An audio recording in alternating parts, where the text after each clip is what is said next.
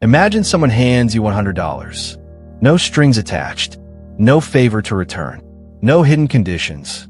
It's simply yours. For a brief moment, you smile. You begin thinking about what you could do with it.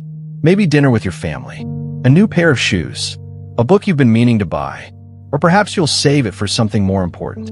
Then, 5 minutes later, the same person reaches into your hand and quietly takes $50 back. Now, how do you feel? If you're like most people, you don't feel as though you've gained $50. You feel as though you've lost 50. That uncomfortable feeling appears almost instantly. A quiet disappointment, a subtle frustration, perhaps even anger. Logically, you should still be happy. You began with nothing. You still have $50 more than you did just moments ago. Objectively, you're better off. Yet emotionally, it doesn't feel that way. Why? Why does losing $50 hurt so much more than gaining $100 felt good? Why does the mind react so differently to two events that seem mathematically connected? This question has fascinated psychologists for decades because it reveals something extraordinary about the human mind. Money isn't simply numbers. Money is emotion. Every financial decision, every investment, every purchase, every opportunity passes through your emotions before it ever reaches your wallet. And among all those emotions, none is more powerful than the fear of losing. Whether you're investing in the stock market, negotiating your salary, starting a business, buying a home, or simply deciding whether to spend or save, one invisible force quietly influences your choices. You rarely notice it, yet it shapes your financial future every single day. It convinces investors to sell too early. It convinces others to hold failing investments for far too long. It persuades people to avoid opportunities that could completely change their lives. Not because those opportunities are bad, but because the possibility of losing feels unbearable. The remarkable part is that this isn't a personality flaw. It isn't poor discipline. It isn't a lack of intelligence. It's human nature, one of the oldest survival instincts ever developed. An instinct that helped our ancestors stay alive, but now quietly interferes with building wealth. Nearly 50 years ago, two psychologists challenged one of the biggest assumptions in economics. For generations, economists believed human beings behaved rationally, that when faced with financial decisions, people carefully calculated risks, compared outcomes, and consistently chose whatever produced the greatest benefit. It was a beautiful theory, simple, elegant, and completely wrong, because when real people were tested, something unexpected happened. Again and again and again, they repeatedly chose options that made no mathematical sense. Not because they couldn't calculate, but because emotion was doing the calculating for them. Those two psychologists were Daniel Kahneman and Amos Tversky. Their work would completely transform economics, challenge centuries of traditional thinking, and eventually earn Daniel Kahneman the Nobel Prize in economic sciences. Not for discovering how money works, but for discovering how people think about money. And what they uncovered explains far more than investing. It explains why some people stay trapped in debt, why others never invest, why intelligent professionals make costly financial mistakes, why millionaires sometimes lose fortunes, and why ordinary people quietly build extraordinary wealth. This documentary is about one psychological force, so powerful that it quietly shapes almost every financial decision you'll ever make. A force called loss aversion. And once you understand it, you'll never look at money, risk, or your own decisions the same way again. Daniel Kahneman and Amos Tversky weren't trying to explain investing. They weren't trying to predict stock markets. They weren't even trying to explain money itself. They wanted to answer a much simpler question. How do people make decisions when uncertainty is involved? At first glance, it sounds like an ordinary scientific question, but hidden inside, it was a discovery that would challenge almost everything economists believed about human behavior. For decades, Traditional economics assumed that people behaved like perfectly rational calculators. Give them two choices, show them the numbers, and they would always choose the option that produced the greatest benefit. It was a neat theory. Simple, predictable, comforting. There was only one problem. Real people didn't behave that way. Again and again, Kahneman and Tversky presented volunteers with simple financial choices. No complicated mathematics, no advanced investing knowledge, just straightforward decisions anyone could understand. One of their most famous experiments looked like this. Imagine someone offers you two options. The first, receive $100 with complete certainty. No risk, no uncertainty. The money is yours. The second, flip a coin. If it lands on heads, you receive $200. If it lands on tails, you receive nothing. Mathematically, both choices have exactly the same expected value. Yet something fascinating happened. Most people refused to gamble. They happily accepted the guaranteed $100. Why? Because certainty feels safe. The brain values certainty far more than mathematics suggests it should. A guaranteed gain feels emotionally satisfying. The possibility of walking away with nothing, even when the odds are fair, feels uncomfortable. But then, the researchers changed only one thing. Not the numbers, not the probabilities, only the way the question was framed. This time, imagine you're forced to lose money. Option 1, lose $100 for certain. Option 2, flip a coin. Heads, you lose $200. Tails, you lose nothing. Again, the mathematics remained identical, but the decisions completely reversed. Now, most people suddenly preferred the gamble. They willingly accepted the possibility of losing twice as much, simply to avoid accepting a guaranteed loss. Think about that for a moment. The numbers never changed. Only the emotional framing changed. When facing gains, people became cautious. When facing losses, the very same people became gamblers. One situation encouraged safety. The other encouraged risk. Not because logic had changed, because emotion had. That single discovery shocked the academic world. It revealed something that traditional economics had completely overlooked. Human beings don't evaluate outcomes objectively. We evaluate them emotionally. We don't simply calculate value. We experience value.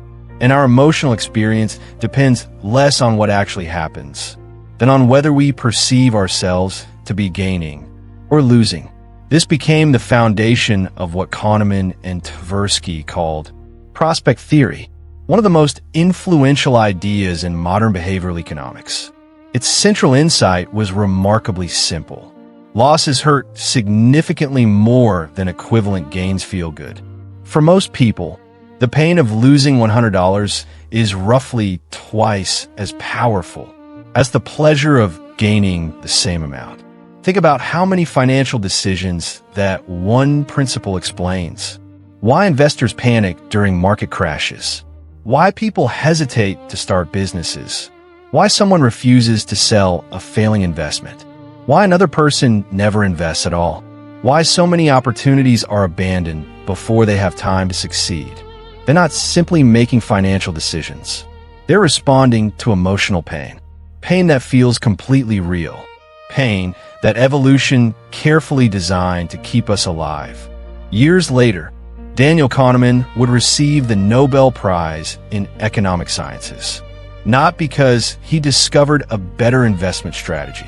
Not because he predicted financial markets. But because he proved something far more important. The economy isn't driven solely by numbers. It's driven by human psychology. And if human psychology can be understood, then many of the financial mistakes we make suddenly become predictable. Not because people are irrational all the time, but because our brains are trying to solve modern financial problems using ancient survival instincts. And that's where our story truly begins. Because to understand why losing money feels so painful, we have to travel back, long before banks, long before investing, long before money itself even existed. we have to understand the brain that evolution built and why it still behaves as though every financial decision is a matter of survival.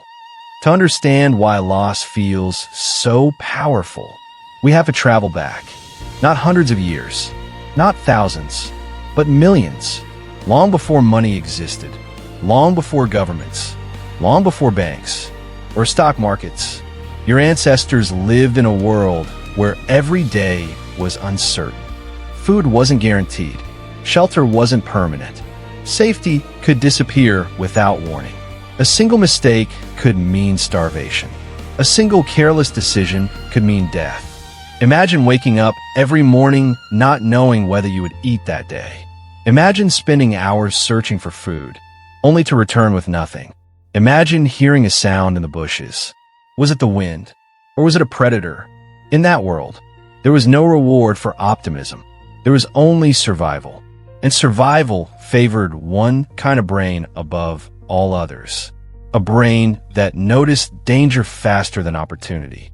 A brain that remembered pain longer than pleasure. A brain that assumed the worst. Because assuming the worst often kept you alive. Over thousands of generations, those cautious brains survived. They passed on their genes. The overly optimistic ones often didn't. That ancient survival system still exists inside every one of us today. The remarkable part is this. Evolution changes incredibly slowly. Human civilization transformed in only a few thousand years. Technology transformed in only a few decades. But your brain still operates with hardware designed for a completely different world. Neuroscientists often describe the human brain as a collection of systems built at different points in evolutionary history. Some parts allow us to reason, plan, and imagine the future. But buried beneath those sophisticated abilities lies something much older, something far more primitive. The amygdala, a small almond-shaped structure deep inside the brain. Tiny in size, enormous in influence. Its primary responsibility is simple. Protect you, not make you wealthy, not help you build an investment portfolio, not optimize your retirement savings. Simply, keep you alive. Every second, the amygdala scans your environment, searching for anything that might threaten your survival. For most of history, that system worked brilliantly. It detected predators, hostile tribes, dangerous environments, anything that required immediate action. The problem is, the amygdala cannot distinguish between physical danger and psychological danger. To your conscious mind, a falling investment portfolio is just numbers on a screen. To your emotional brain, it can feel like losing something essential. Heart rate increases. Stress hormones flood the body. Your breathing changes. Your attention narrows. Without realizing it, your brain begins preparing for survival. Nothing in the modern financial world is actually trying to kill you. Yet your nervous system often reacts as though it is. This is why checking your investments during a market crash can feel physically uncomfortable. It's why watching your savings decline creates genuine anxiety.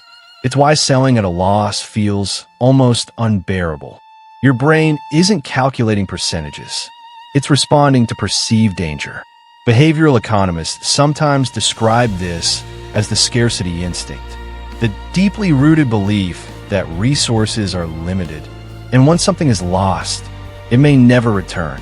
For our ancestors, that assumption was often correct.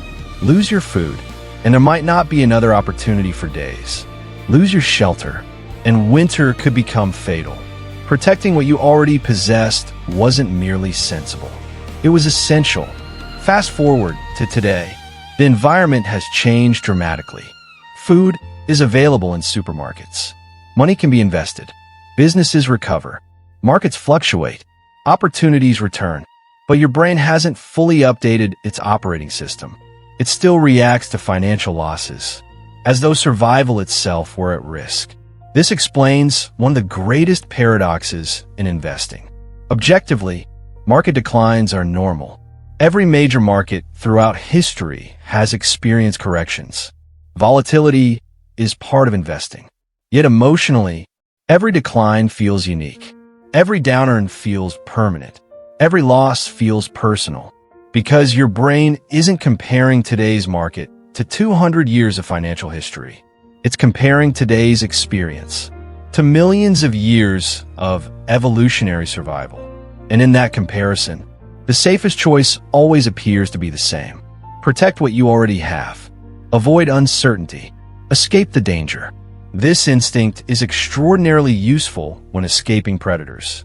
It is often disastrous when building wealth, because wealth requires something evolution never prepared us for. Patience, the ability to tolerate temporary discomfort for a reward that may not arrive for years. That is completely unnatural to the survival brain, which is why investing often feels emotionally difficult. Even when intellectually, you know exactly what you should do. Your logical mind may understand compound growth. Your emotional mind is still trying to survive the wilderness. And every time those two systems disagree, something fascinating happens. Emotion usually speaks first. Logic often arrives later. Try to explain a decision that was already made. And that's exactly how one of the most expensive financial mistakes begins. Not with a lack of knowledge, but with a feeling so ancient that it once kept our ancestors alive.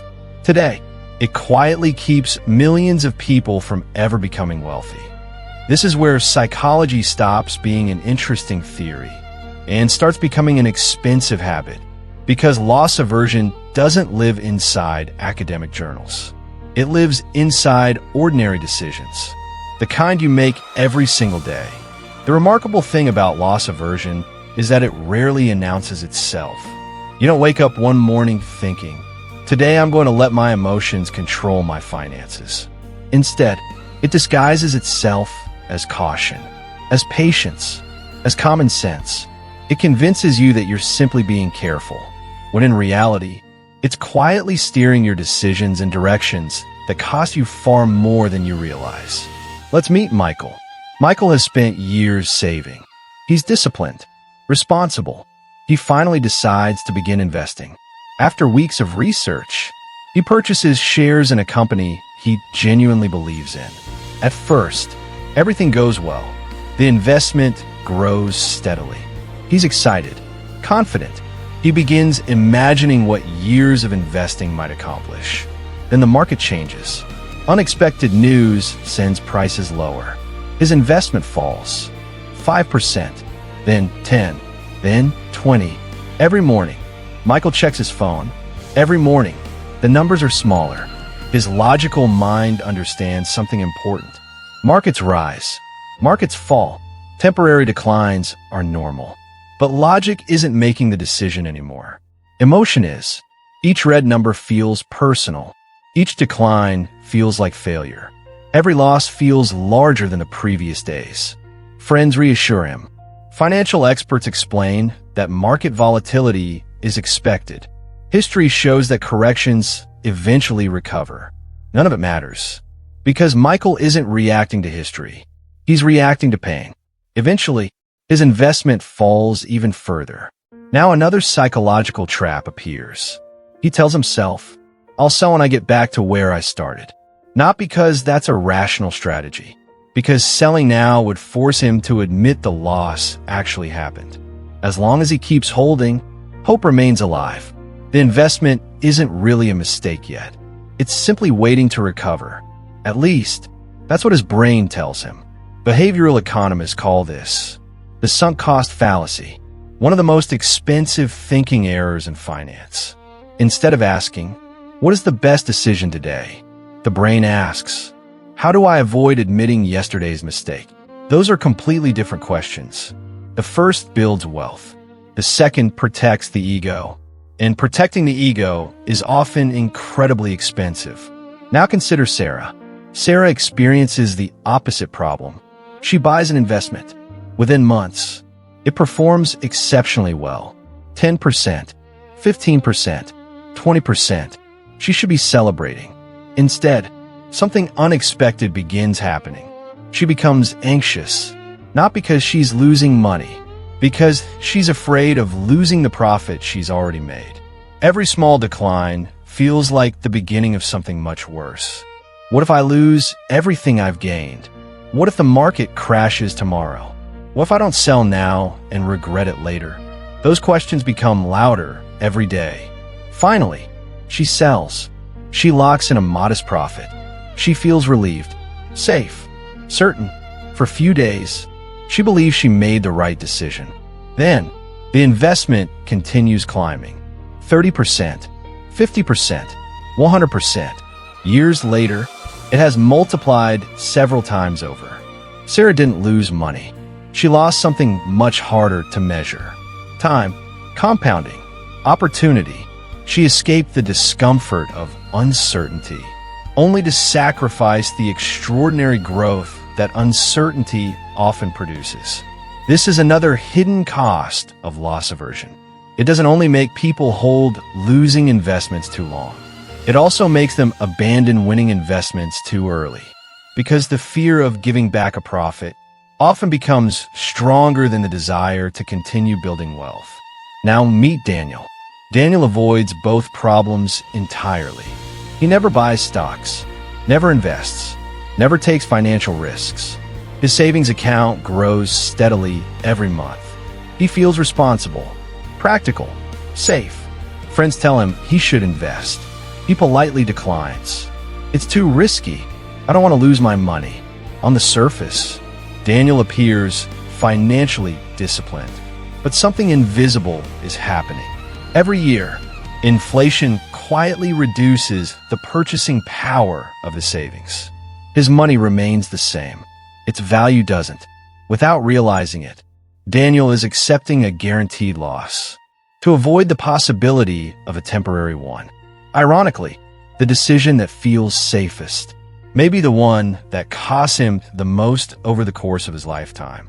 This is the hidden tragedy of loss aversion.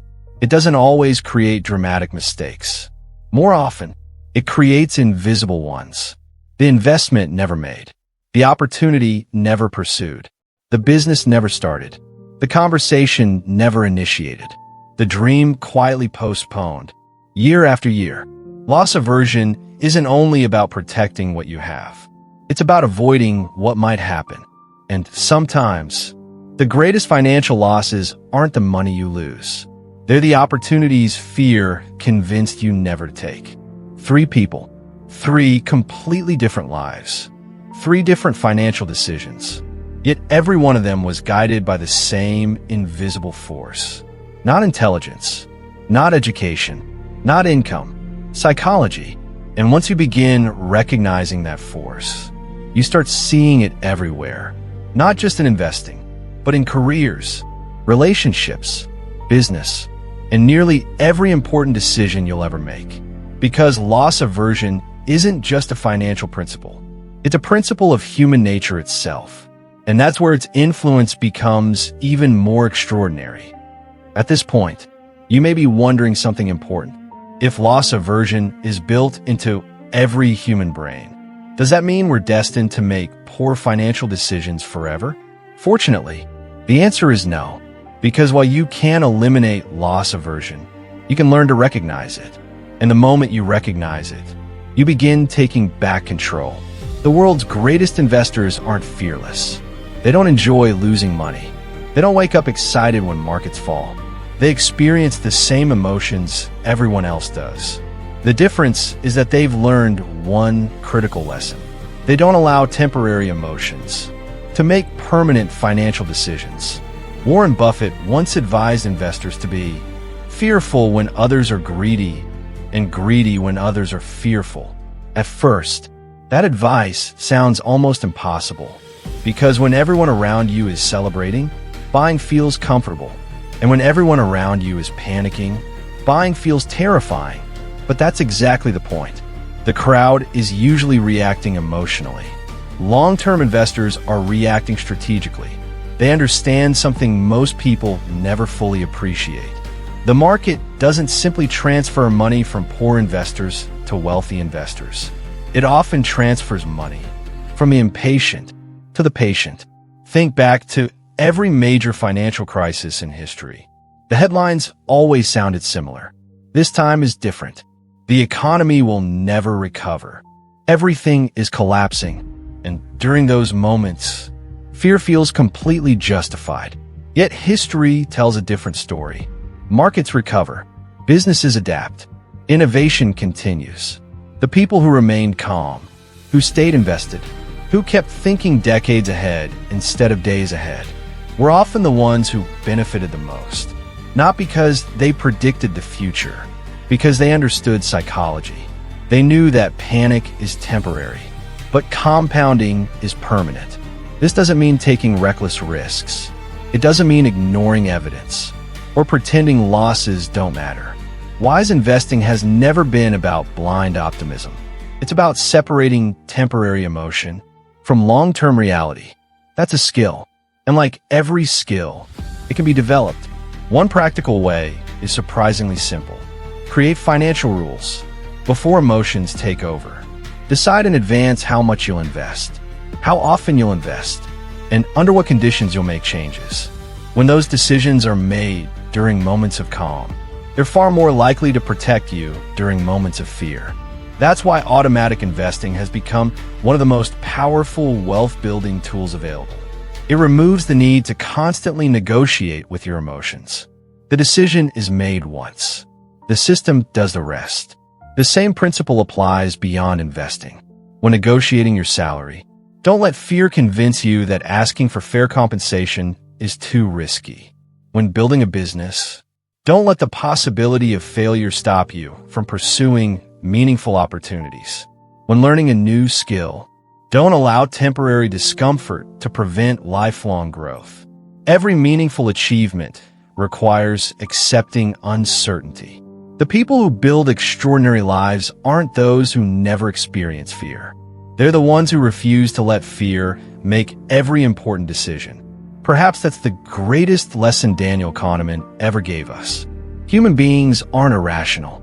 We're predictably emotional. And once you understand those predictable emotions, you stop being controlled by them. You begin asking different questions. Instead of, what if I lose? You begin asking, what might I lose if I never begin? Instead of, what if this investment falls next month? You ask, what happens if I spend the next 30 years avoiding every opportunity because I'm afraid of temporary setbacks? Those questions shift your perspective, because the greatest financial risks are often invisible.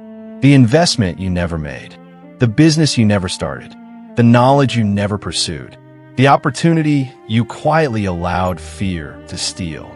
Loss aversion teaches us that the pain of losing is powerful. But perhaps the greatest loss of all is allowing that pain to prevent the future you've always wanted.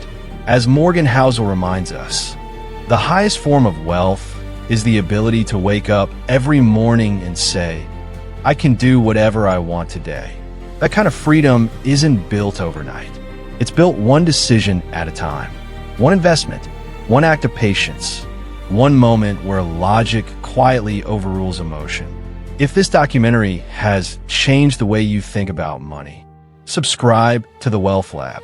Every week, we explore the psychology behind wealth, the behavioral biases that shape financial decisions, and the timeless principles that separate those who merely earn money from those who build lasting financial freedom. Because the greatest advantage in finance isn't having more information. It's understanding the mind that makes the decisions.